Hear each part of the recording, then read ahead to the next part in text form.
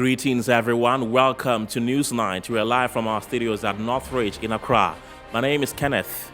Jesse, let's take a look at our top stories tonight.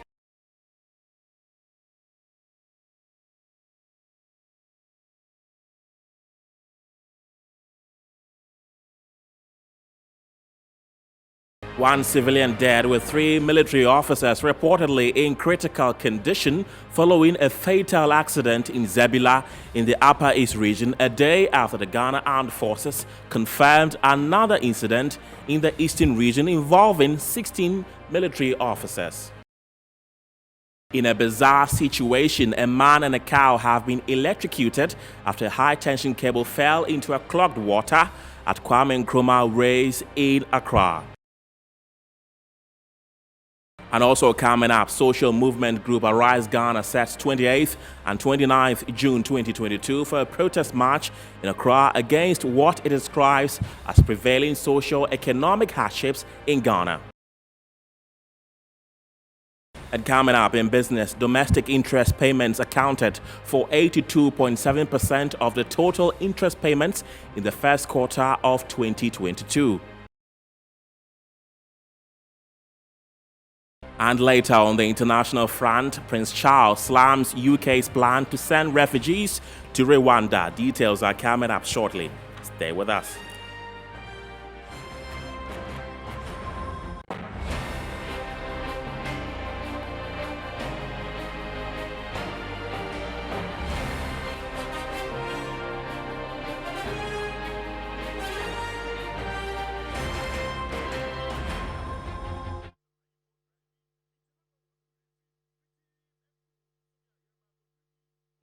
After the attack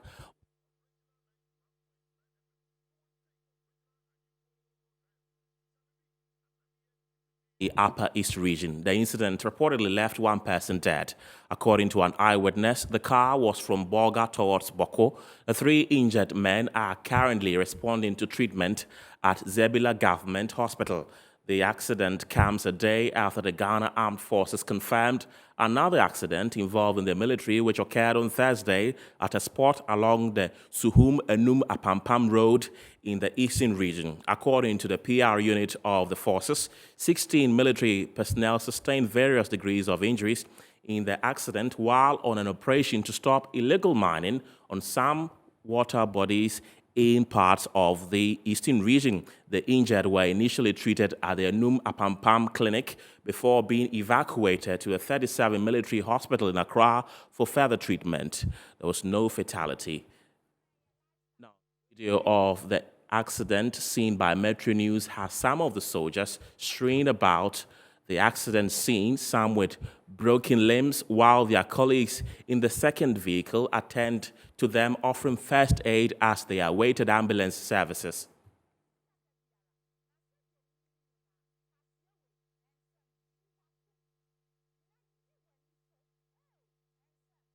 So my colleague Halidu Dasmani in the Upper East region shared details with me earlier in an interview on telephone. The 3 military officers are said to be in the critical condition after the fact they were traveling with a car Saturday afternoon at Zebila in the Boko West district of the Upper East. The incident reportedly left one person dead. According to an eyewitness, the car was moving from Bolga towards Boko. The 3 injured men are currently responding to treatment at Zebila Government Hospital. This is not the first time such an incident is happening. It has happened about 2-3 times. So it's not the first time. It's been happening around that area too. There was a head-on collision, and one person has been died through the accident. One guy who was on the motorbike along the road was being crashed by the military car. No official statement has been released by the security or the police in the area. We haven't gotten any information about the person who has died yet. Let's come back to Accra, where a man has been electrocuted after a high-tension cable fell into clogged water at railways here in Accra following the The rainfall on Friday, according to residents of the area, attempts to reach the ECG were unsuccessful when the incident happened. Light na chi nipa da sini maneda was an hwe na ntwe so na chi na oda on high tension cable ba ko na ate ato nsuo no nti me gidi se nipa no nim. As you can see, that is a man and a cow electrocuted by a high-tension cable. He didn't know there was an electric cable in the water while he stepped in it, and he sadly got electrocuted. We tried calling ECG several times, but couldn't get them. Live program from second. On the T down.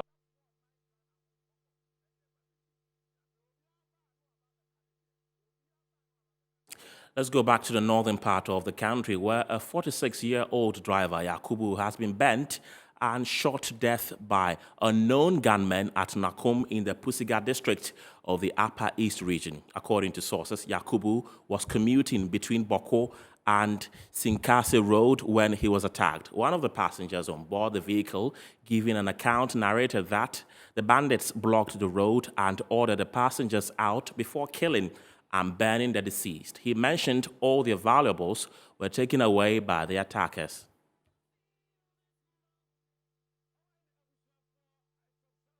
Now, the leadership of the National Health Students Association of Ghana is calling on government to set the record straight on the challenges affecting the group's membership in the health sector and to demand the immediate intervention of government towards an amicable resolution of the issues.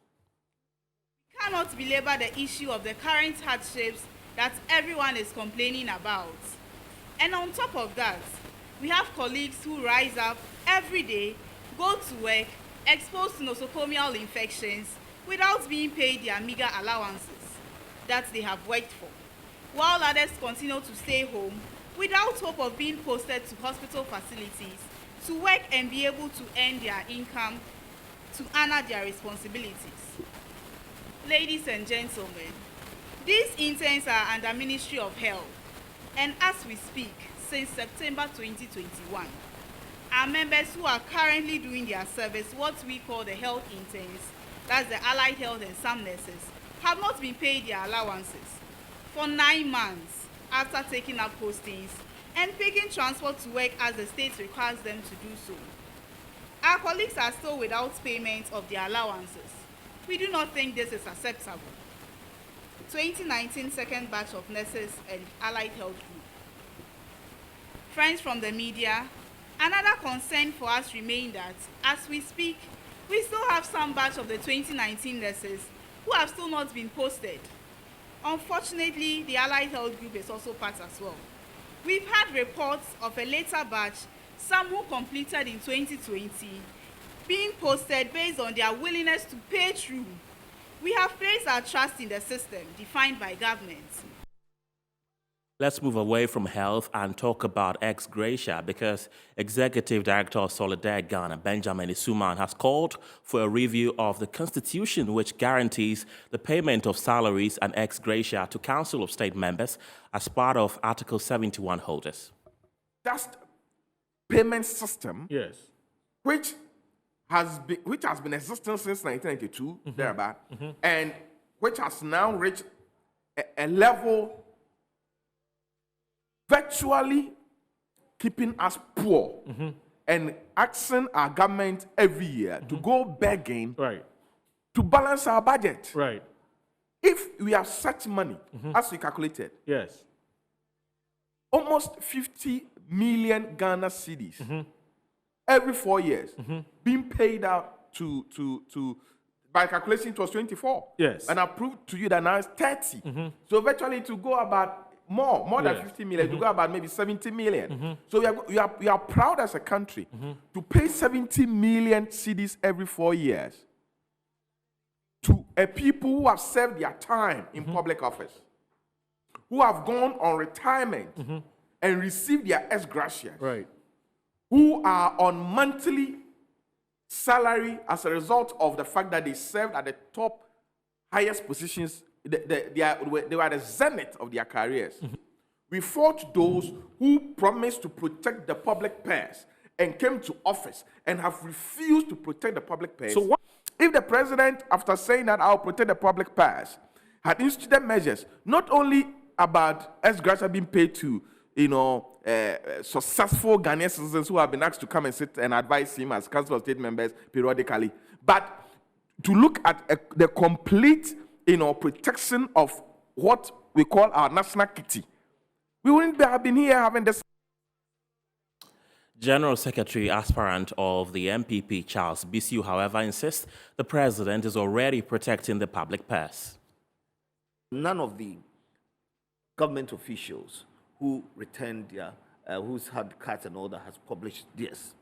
So what actually informed Toby, the eminent chief, for doing that? To go public. Exactly. So that's what I'm saying, that if you're done quite, because it's not everything that has come out there, but with time, people will come out. But my brother Ben was saying that the president said he was going to protect the public purse. Yes, he said so. But then if we come out and say that he said he was going to protect the public purse, so he should have actually instituted something or pertaining to ex-gratia, then I beg to differ, because when he said he was going to protect the public purse, there were areas that he's done, you understand? The paperless thing at the ports and all that. So there are other areas. Maybe the president was looking at other, and there's something called opportunity cost. So what he's saying is right. Maybe we have to look into that area now. Now that Afede has done that, maybe we have to follow suit and then trigger the conversation. That I disagree. Now, on the construction of the National Cathedral, the Executive Director of Solidaire Ghana, Benjamin ESSUMAN, said it is not prudent for government to be using taxpayers' money to construct a cathedral whilst the ordinary Ghanaian wallows in economic hardship. The Bible explains further when you read 2 Samuel chapter 24, verse 18, that land particularly had been bought by King David. Ahead of Solomon's coronation, the land had already been secured by David. And the land was not occupied. Yet, King Solomon of our time decided that he will pull down buildings that the state has spent money to build. You pull down offices of the Passport Office of Ghana and make way for the building. And in compensation of that, you will go and secure another land and resettle those offices and those buildings that the state has lost. The president orders for the release of over 16,000 Ghana cedis in about few weeks to the elections of 2020. And yet, the Auditor General's report to date has not been able to capture that amount of money. We have only found out that those monies were paid when the order for the payment and all that were done.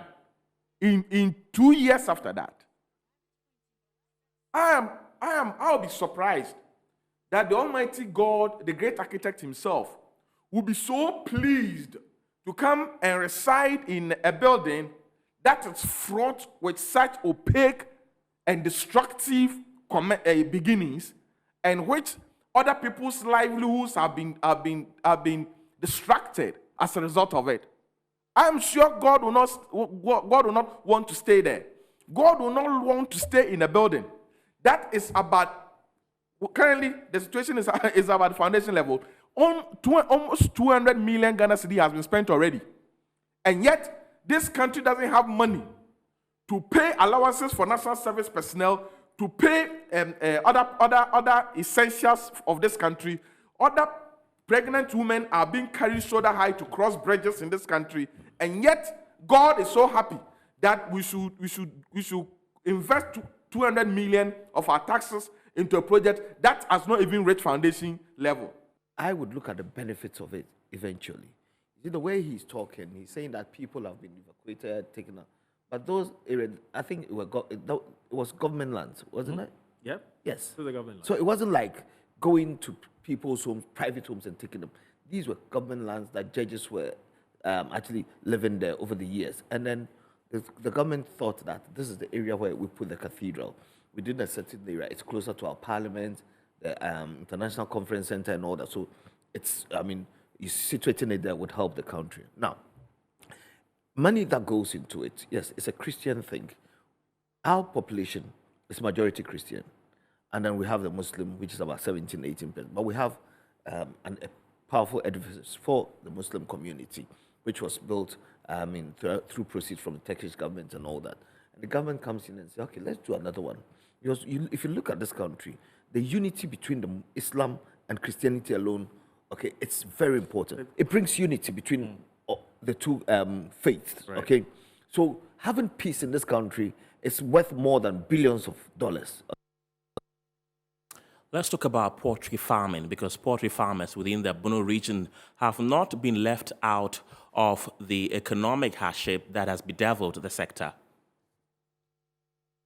Poultry juma ye sisi ade mo nyina atrojeje mu san se nema ye de enkukọ aduane no ni nyina boa ye din ama sisi ya no yentimi ensum aburo boa ye din a sisi ya no maxi bag kra no ye ton no 450 Ghana cedis, mini bag 175 e wodo ma ha sa nso na soya nso so ye ton no be 300 Ghana cedis na wheat tse ne ma make ni nyina ne boa ye din nti say we aduane ba ko a 1 ton no e cost be 4,500 Ghana cedis up to 5,000. Actually say we dey aduane ma mboa na for so e ba mu no enye ade a eso ani enti enye nwa se mo ba ha na mo hu se buo no bebre gu ho a say no say ye gya adwuma no ye na say ya ye wo mu no ye sabe mpraduasa ye de ensa to abrewadu ani mu nti no ye ntimi ngya krakra enya sa nkasa amre mo ba ye no obi akra ni farm ha mo metu nipa bi ya wa enti sa planting for food and jobs so mo say mo e de abro ba ye no ye poultry farmers de ye hu ni sa yente hunu se eya adwuma bone na papa ne ye wo ho no oka e de frefra nipa ni keke na nya no kre nika anka no na me kokoro dos no na me wo nipa be 15 to 20 and as I say adwuma no call fam no nipa aka me no mo ye adwuma ye 3 nipa me ensa pe na che se wo hwe omo a omo kọ e na omo amaka na che se asem kese pa na ya to Ghana ezan se enya me nko a me nua no mo aka nyina de mi hunu saa na omusu nti omu nyina ma nipa no dodo na akofie akra bi na wo mu aye na omo ye adwuma. His farm is now having just about 5,000 birds because of the difficulty in purchasing maize, which is a 60% component of the feed. And it is because maize is now being purchased at about 450 Ghana cedis per maxi bag. And the 50 kg bag sells at over 175 Ghana cedis. And he says this cost is unprecedented and they are unable to buy. And this is causing a whole lot of problems because they are not able to feed their birds, and so they've had to cut down on production. So they are not able to go in for a large number of birds, such that 20,000, he now keeps just 5,000. He has laid off almost all of his 20 farmhands. Now he has just 3. So he's saying that this is also causing, this would help in bringing up the number of social vices, because these youth are unemployed. And how do they take care of themselves? Where is their source of livelihood? And a lot of farmers are in trouble. They are in debt, and they find themselves hiding from their creditors. And they are calling on the sector ministry. Quite a number of the issues that have been said, you've heard it for yourself.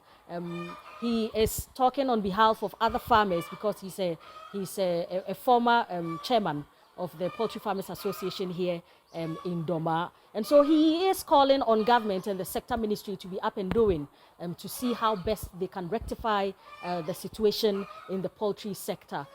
Because other math that we have put together confirms that there can be employment of about 1 million jobs in the local poultry sector.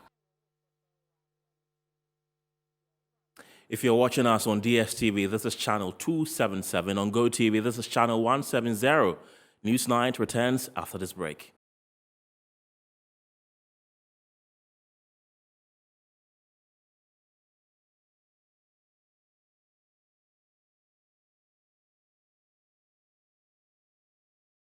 Hello again.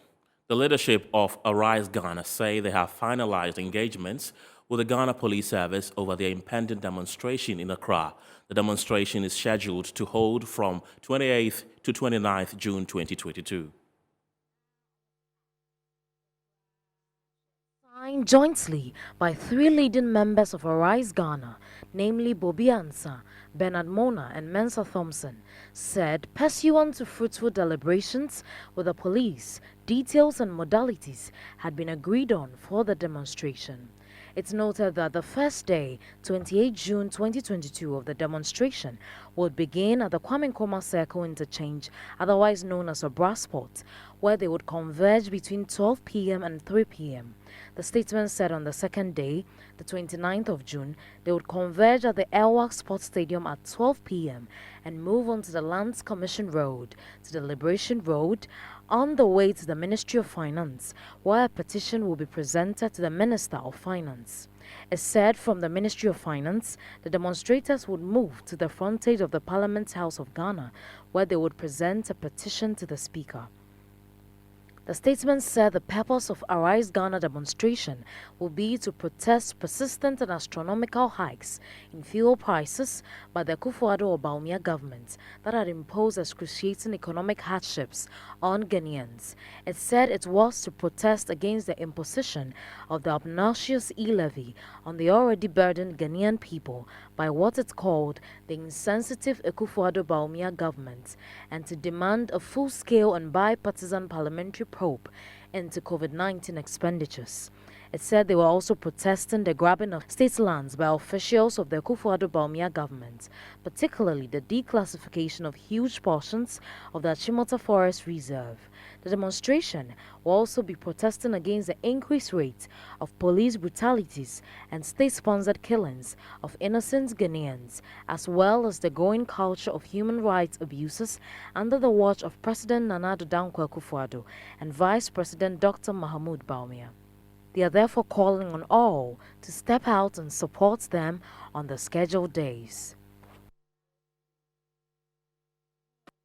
Right, and we've tried to get leadership of Arise Ghana to respond to certain issues, but we've been unsuccessful. Away from that, traditional leaders of the TESHIE Council of Elders, including Ni Ajete Obwobwo II, Bewomli Manche in Accra, have appealed to the government of President Akufo-Addo to, as a matter of necessity, release lands belonging to them as alluded them as owners which were acquired for the Animal Research Institute at Adenta, or pay compensation to them.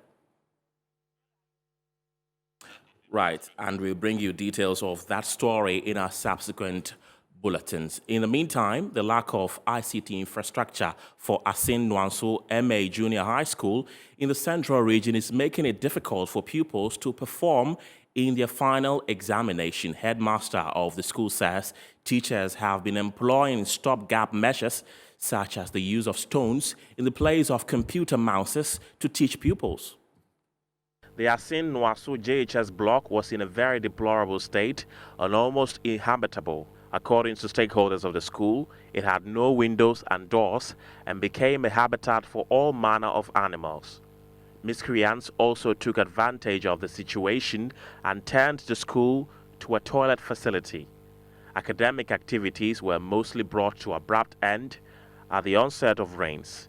The situation was dire. According to headmaster of the school, the situation led to the withdrawal of many wards by their parents. He narrated his personal ordeal to Metro News. You come every day, ghost physics, human physics sometimes, use condoms sometimes, they were all there. And so it was a big challenge for us. But looking at this now, at least, we are happy that at least we can close it against goods and fowls and even human beings. But the situation has changed as a benevolent citizen, Charles Edusi Poku Jr. and the Akosua Bako Foundation have risen to the occasion to give the school a facelift. The dusty floors of the classrooms have been cemented with windows and doors fixed on the building. Impressed by the work done, stakeholders of the community say their wards can now study under a more decent environment. Some of them spoke to Metro News. You look at the structure of Nyaso MAGHS. In fact, it was highly dilapidated. It was in a deplorable state. But if you look at what has been done today, in fact, it is very well admonished and very nice to see what has been done. In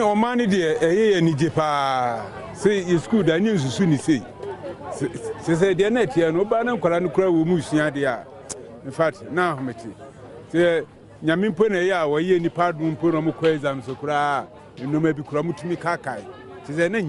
Charles Poku, director of the Akosua Baako Foundation, also spoke to Metro News, saying he was touched by the plight of the pupils of the school during a visit and decided to render the support. We went there for inspections and we quickly must come up with an intervention.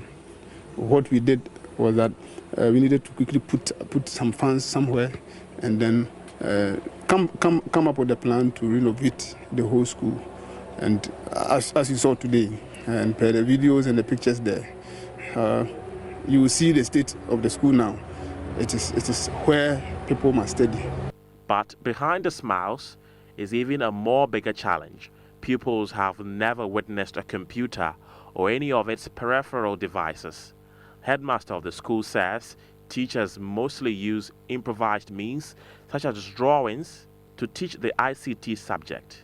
Other times, stones are used in place of mouse to teach dragging and clicking.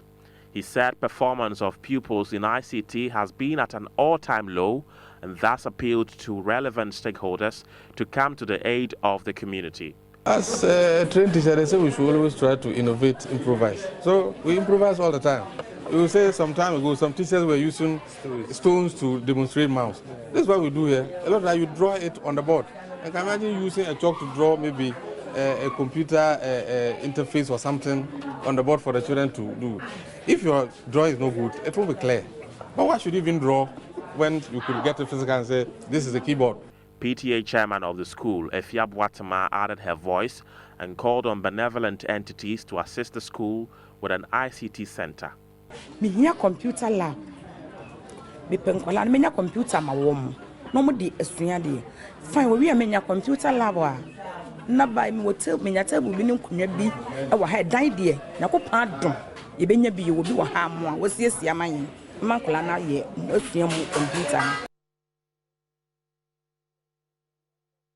Let's bring you our earlier story where traditional leaders of the TESHIE Council of Elders, including Ni Ajete Obuobuo II, Bewomli Manche in Accra, have appealed to the government of President Akufo-Addo to, as a matter of necessity, release lands belonging to them as rightful owners, which were acquired for the Animal Research Institute at Adenta, or pay compensation for them. It should be interesting to hear that Bomi Apenkwa's land has been taken by the government for animal husbandry. Since the 70s, the government has not found it necessary to pay compensation due to the family. It is more interesting to note that the animal husbandry activities are not going on. Instead, individuals, landlords, government officials are just dividing the land into pieces and they are building structures on it anyhow. What we are saying at this moment is that if the government is interested to continue with the animal husbandry, the government should come and sit down with the family, the TESHIE Traditional Council, or the necessary compensation should be paid, or the government should help Bomi Apenkwa citizens to have their land, to enjoy their land, so those who are building on the land without permission from the family should be told to stop or should be stopped with force. It is our pleasure that Nana Addo Dankwa Akufo-Addo is a serious man, a legal luminary, and he doesn't joke with some of these things. So we hope he will hear our cry and come to our aid as quickly as possible. We are pleading. We know this government is a very listening government. We know our president is a very listening president. And as we are today, speaking out our challenges, we really believe that the president, Nana Addo Dankwa Akufo-Addo, who I really trust when it comes to issue of land matters and it comes to issue of land challenges, he is very, very good at that. And I trust, listening to us, automatically, we will get a good results, or we have a very fruitful results that will let the family and the government have amicable solution. Then we can take good decision as to how best we can develop the site to benefit the allodia owners or the family in question. Two other stories. Compassion Ghana, as part of efforts to protect the environment and in commemoration of the Green Ghana agenda, has begun the planting of some 19,000 trees across the country. According to the National Director of Compassion Ghana, Kwabena Yabuawachre, their aim is to protect the environment for future generations. We believe that for our children and the youth to thrive, they need to thrive in an environment that is protective.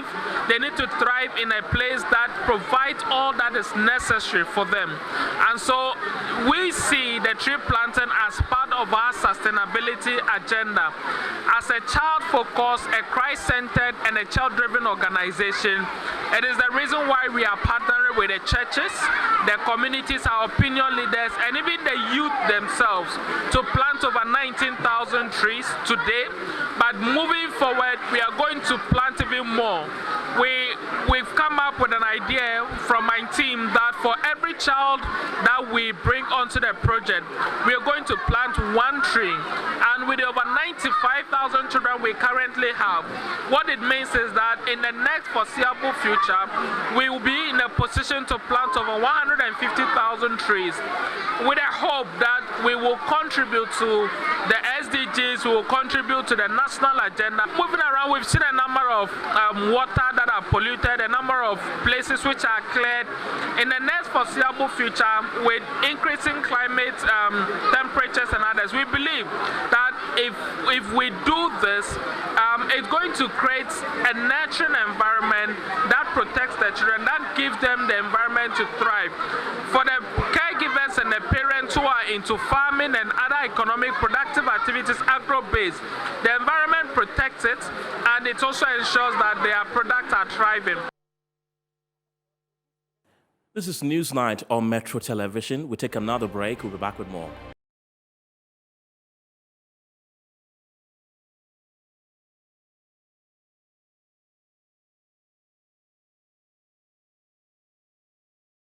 You're welcome back. Business News is next.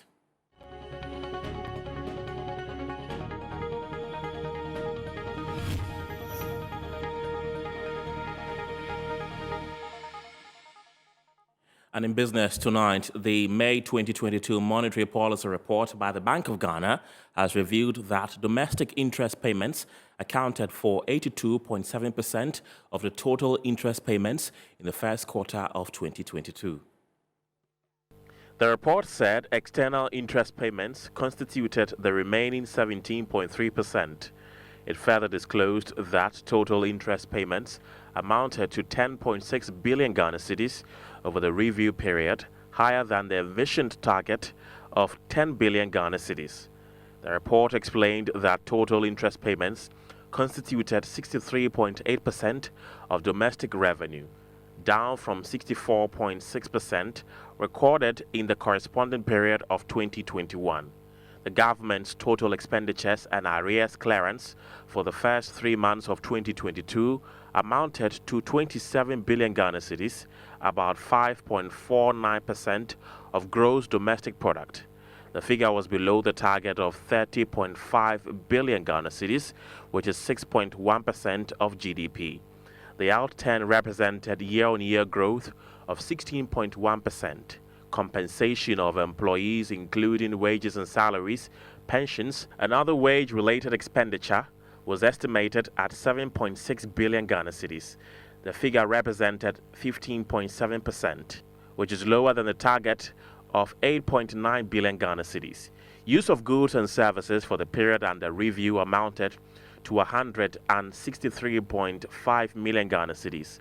Grants to other government units made up of National Health Fund, Education Trust Fund, which is GET Fund, Road Fund, Energy Fund, District Assembly's Common Fund, retention of IGFs, transfer to GMPC, and other earmarked funds amounted to 4.5 billion Ghana cedis, lower than the target of 5.6 billion Ghana cedis. This represented a shortfall of 20.3% from the target, but recorded a year-on-year growth of 34.8%. Let's bring you some more business stories tonight as the Director of Research at the Bank of Ghana, Dr. Philip Otu, has called on all stakeholders to work hand in hand to restore confidence in the economy. Ghana's economy has not been stable for some time. This, some industry players blame on rising inflation, global uncertainties, among others. In the keynote address by the Director of Research at the Bank of Ghana, Dr. Philip Abradu Otu, at the Financial Literacy Workshop for Journalists, he admitted that Ghana's economy has been going through trying times, which has led to loss of confidence in the economy. Transparency is possible when accurate reportage informs the public and the exact nature of developments in the economy, as well as real implications of actions taken by policymakers are pursued. Therefore, the bank's engagement with key stakeholders, such as you today, is necessary to foster the creation of an informed public whose accurate grasp of economic and financial issues are crucial to guaranteeing the smooth functioning of the economy. He then mentioned some solutions that will contribute to mitigate the issues and restore confidence. And institutions are working to deliver their best, then together with sound pursuit of monetary policy actions, these should help re-anchor inflation expectations, regain macroeconomic stability, and restore investor confidence in the economy. As an inflation-targeting central bank, the bank views transparency as key in promoting credibility of the bank's policies. He has therefore urged institutions such as government, private sector, the media, among others, to contribute to restoring confidence. We have more stories coming up after the break. Stay with us.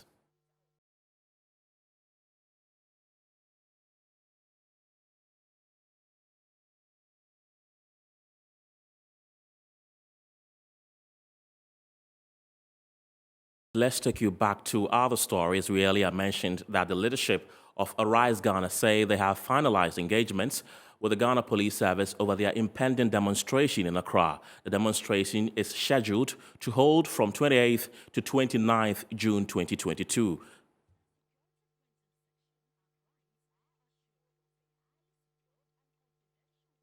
Let's now speak to Mensa Thompson on this demonstration because he's a lead member of Arise Ghana. Mensa Thompson, welcome to the show. What is the purpose of this demonstration?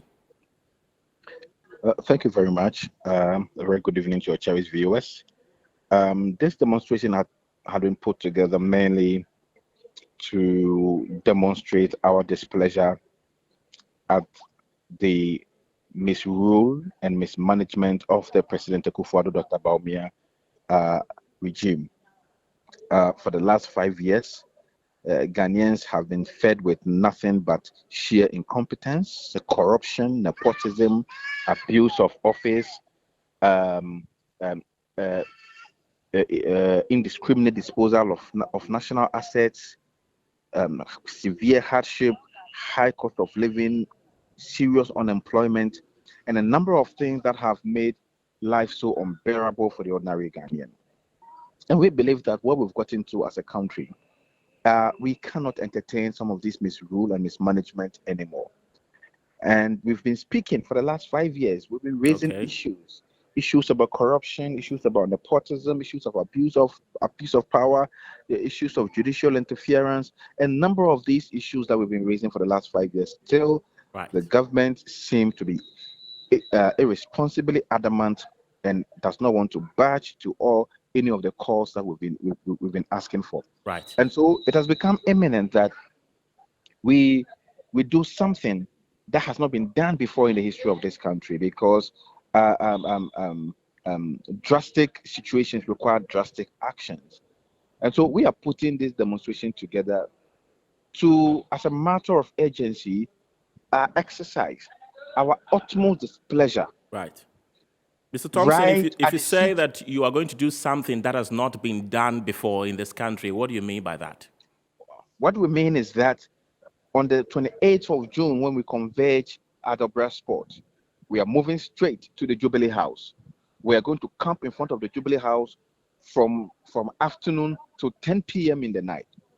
The following day, we shall converge again at Accra Sports Stadium and throng through the principal street of Accra, pass through the frontage of Jubilee House straight to the Ministry of Finance, where we shall present a petition, and straight to Parliament House, where we shall camp there till 10 p.m. Right. And were all these requests contained in your petition to the Ghana Police Service to hold a demonstration?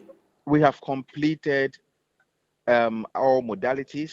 At our last meeting, we've had 2 rounds of meeting with the leadership of the Ghana Police Service, not at the regional level, but at the national level. On Monday, we met the highest level of the police service at the office of the Inspector General of Police, where we discussed modalities. Unfortunately, there was a stalemate. We couldn't reach an agreement. We had to reconvene on Wednesday, where a number of magnanimous concession was made on our side and also the side of the police. And we have come to an agreement that this is how our demonstration is going to go. This is the form it's going to take. This is what we are going to do. Right. And this is how it's going to happen. And so all those agreements and modalities have been finalized. Right. Let me come in here. Government has given answers to almost all the questions you have raised in your demonstration. So why the need now? Someone will say that why the need to go on a demonstration when the... Which of the things have they provided answers? Have they provided answers for Ejapa? Have they provided answers for why they are selling a Timota forest? Have they provided answers for why they can't reduce fuel and there's so much severe hardship in the country? Have they provided answers for the serious unemployment confronting the young people of this country? Well, COVID and the war in Russia are some of the things they have attributed these situations to. Which war? Which war? Which war in Russia? Please. You see, we cannot entertain some of these ridiculous briefs that are being held on behalf of government. What is the proximity from Ghana to Russia? Even the people who are living on the Polish border, people in Poland, people in Budapest, are people in Budapest complaining of shortage of food and hardship because of the Russian-Ukrainian war? How many kilometers away is Ghana away from Russia and Ukraine? That Ghana is hard hit by the war in Ukraine more than the countries who share borders with Russia and Ukraine. What sort of analogy is that? Please, it is because of some of this ridiculous narrative that is being advanced by government communicators and government itself. That is why we are going on the street, because we can't entertain some of these things anymore. We are tired. Ghanaians say we are suffering too much. There's too much hardship in the system. We don't know what to do. We can't pay our children's school fees. We are suffering. We can't buy food. We can't buy fuel. We can't pay. We can't take care of ourselves. Everything is just abysmal. Security is poor. Everything is just bad in the country. Mr. Thompson, this is not what the people of Ghana voted for on the 7th of December 2020, 2016. And so we need some more tangible, realistic, pragmatic, verifiable, answers from government. Right, and not Mr. Thompson, I'm afraid I have to cut in here because by government and we're out of time. Thank you very much for speaking to us tonight. That was Mensa Thompson. He's a member of Arise Ghana. He's also with ASEPA Ghana. International News is next.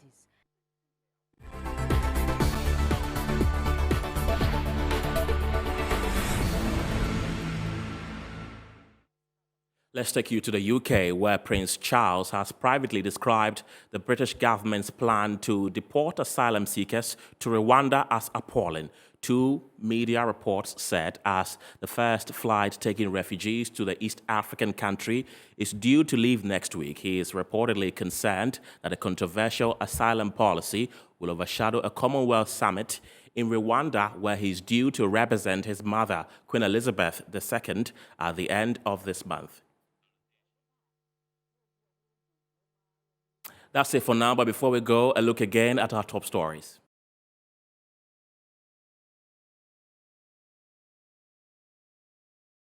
One civilian dead with 3 military officers reportedly in critical condition following a fatal accident in Zebila in the Upper East region, a day after the Ghana Armed Forces confirmed another incident in the Eastern region involving 16 military officers. In a bizarre situation, a man and a cow have been electrocuted after a high-tension cable fell into clogged water at Kwame Nkrumah Railways in Accra following a downpour on Friday. Social movement group Arise Ghana sets 28th and 29th June 2022 for a protest march in Accra against what it describes as prevailing socio-economic hardships in Ghana. We spoke with one of their authorities. And in business, we brought you the story of domestic interest payments accounting for 82.7% of the total interest payments in the first quarter of 2022.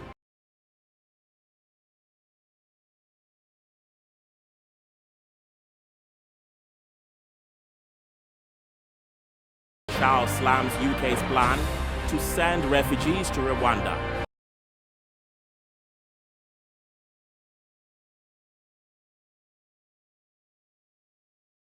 Thank you very much for being a part of the show tonight. My name is Kenneth. Jesse, have a good night.